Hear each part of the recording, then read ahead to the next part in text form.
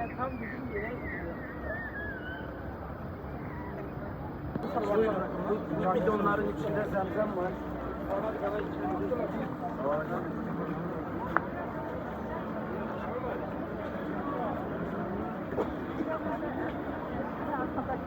Aynen.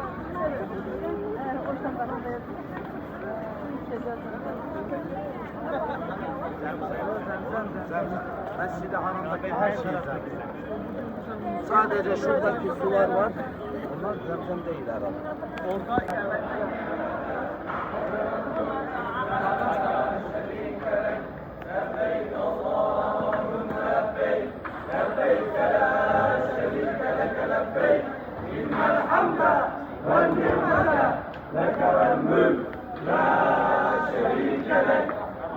tamam, burada artık fazla şey yapmayalım. Sesimizi de fazla yükseltmeyelim. Artık Mescid-i Haram'dayız. Evet.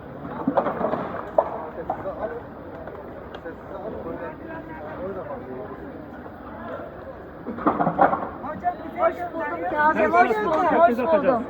Hocam beraber mi çekiyoruz? Hepsini yapacağız Tamam. size.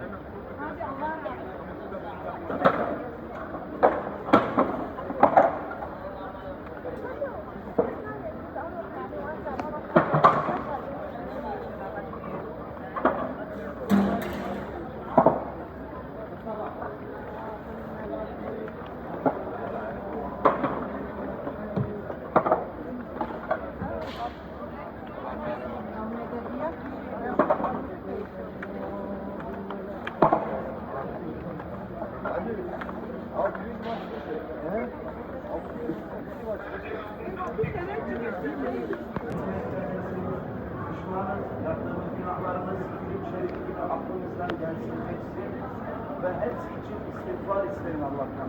Belki bir daha gelemeyebilirsiniz. O yüzden lütfen sağlıklı bir şekilde içinizden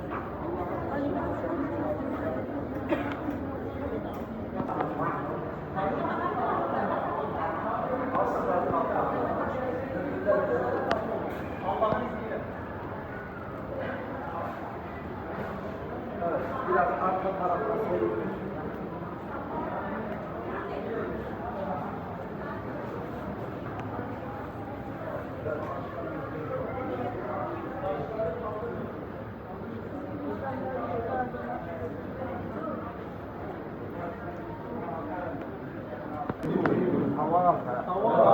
فيسر حالي وتقبل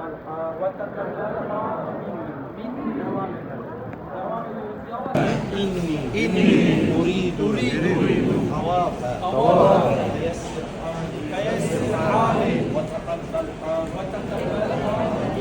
مني Devam ediyoruz yavaş yavaş. Yavaş yavaş devam ediyor. Hatta biraz bekleyin atalım onu. Yan tarafa doğru, şu yan tarafa doğru bayanlar da yayılsınlar. Evet, açılın.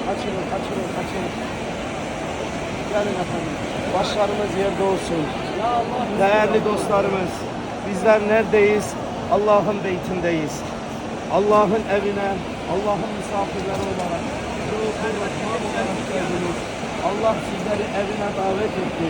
Özel bir şekilde sizleri çağırdı ve Beytullah'ına davet etti.